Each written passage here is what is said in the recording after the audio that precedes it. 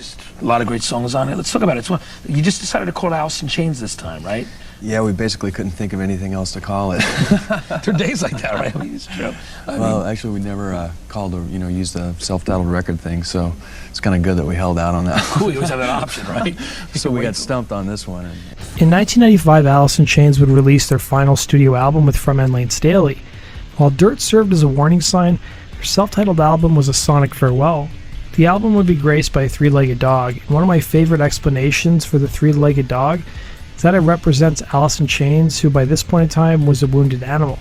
The album would debut at #1 and move several million copies, despite the fact that Alice in Chains only played 5 live shows to support the record. Only 5 live shows? That is insane. But I think at this point, since it was their final album, Layne was probably so far gone in the and made limited TV appearances. Alice in Chains nearly imploded in the summer of 1994 following the release of their EP Jar of Flies. The band's opening slot for Metallica later that year would be cancelled after frontman Layne Staley returned from rehab, only to show up high to rehearsals, resulting in infighting within the group, with drummer Sean Kinney threatening to never play with Layne again. Guitarist Jerry Cantrell would tell Rolling Stone, "We've been going full force, just running at top speed with our eyes closed. We've been way too close for too long and we were suffocating. We were like 4 plants trying to grow inside the same pot." With Layne Staley adding, "When we first got together as a band, we were all brothers. We lived in the same house and partied together and drank as much as each other. But then we started to split apart and went different ways. We felt like we were betraying each other," he'd say. It was during the time that the members drifted apart that Layne took up the side project Mad Season with Mike McCready of Pearl Jam, Mad Season and Barrett was Martin of fire. Screaming Trees, as well as John Baker Saunders of the Walkabouts. By the way, very the group fire. would enjoy some success with their lone album Above, which came out in March of 1995. Cantrell, meanwhile, envisioned doing a solo project working with Scott Rockwell, the drummer for one-time touring mates Grunt Truck. Side note, guys, I've done a whole video on Grunt Truck, the link is down below. Rockwell would recall to author David DeSola in the book Alice in Chains, The Untold Story, "I was playing drums and he was playing guitar," referring to Jerry, "and we'd record and then he'd pick up the bass and put down some bass tracks and stuff. So we worked on 3 songs, and I think 2 of them made the album," referring to Alice in Chains' self-titled record. After 3 songs were written, including Again and Grind, the pair would head down to the studio for pre-production. Jerry's initial idea was to get Jar of Flies producer Toby Wright on board and try to coax the other members of the band to come work on new songs. My favorite Alice in Chains album, Jar of Flies. After things with Mad Season slowed down, Layne was once again invited back to the band to work on new material.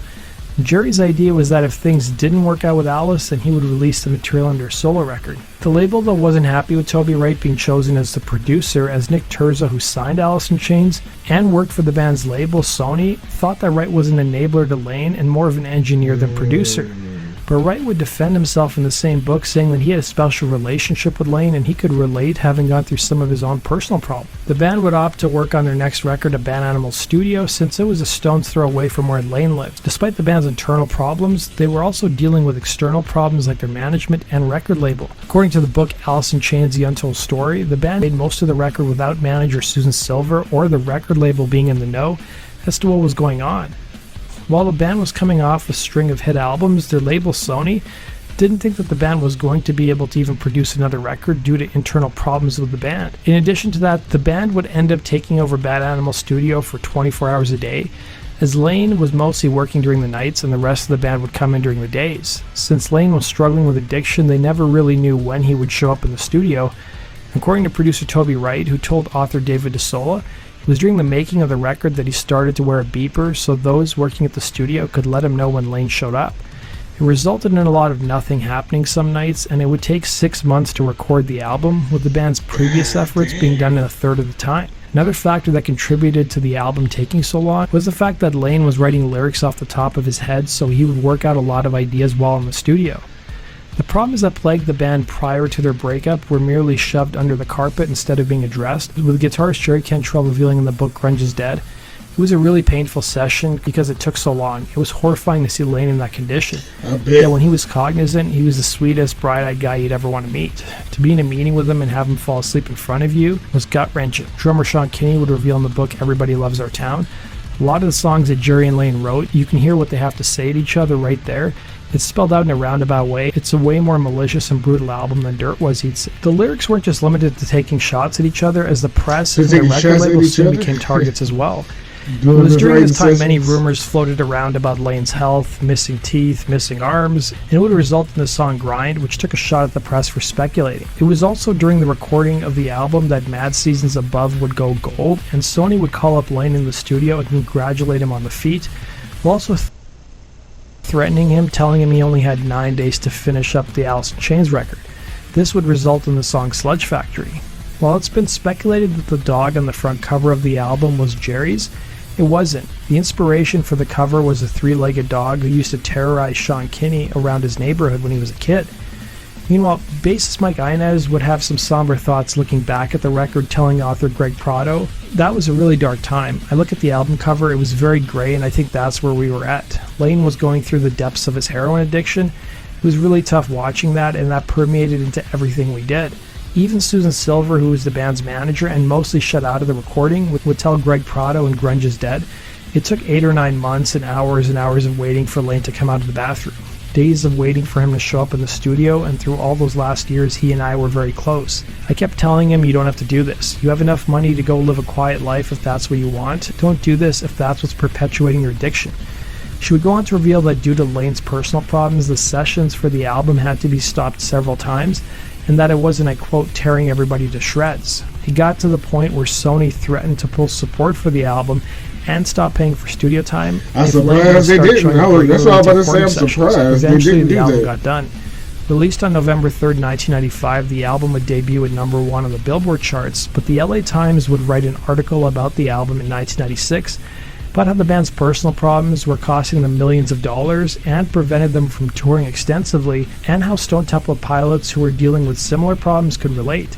STP's manager would tell the LA Times, "For a rock and roll band, touring is essential for album sales. When you simply put tickets on sale, the mere event excites people, and there's a lot of radio promotion and media coverage. It feeds on itself," he'd say. The article would go on to state, "STP isn't alone. Seattle band Alice in Chains hasn't toured for 3 years, in part because of singer Layne Staley's battle with addiction, 3 years and without sales touring. also reflect that absence." The band's latest album, Alice in Chains, got off to a hot start when it debuted last November. Without a tour to support it, though, sales quickly slowed, and the total is now 1.2 million, a healthy amount, but only half of the band's bestseller, 1992's Dirt. Guitarist Jerry Cantrell would take on a bigger role when it came to singing duties, crediting Layne with pushing him out of his comfort zone, singing lead vocals on Heaven Beside You, Grind, and Over Now. Back in those days, it was pretty common for labels to ask for bands to do electronic press kits where they typically talk about their new album and the band, but Alice in Chains wanted to do something different, releasing a mockumentary called the Nana Tapes. The idea for the mockumentary was Layne's, according to David DeSolo's book.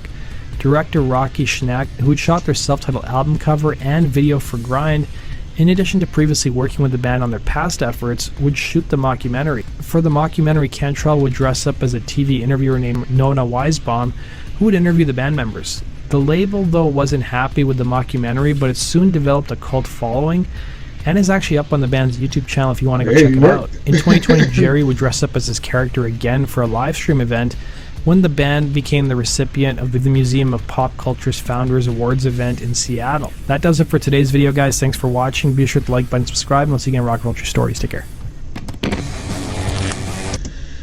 Man, to hear Dirt, Flies in a Jar, Facelift, and just you getting all the way down to the final album, and Layne is at his apex of heroin addiction, and everything is falling apart, and there's nothing you can do about it. As all the rest of the band members being in that band, man, more power to them for trying to continue the work. I couldn't do it. You know what I mean? I can't. You playing with my time and my money, and you making side projects, so you still getting money from that Mad Season album went gold. He didn't need to tour. He still was getting paid up, man. Please.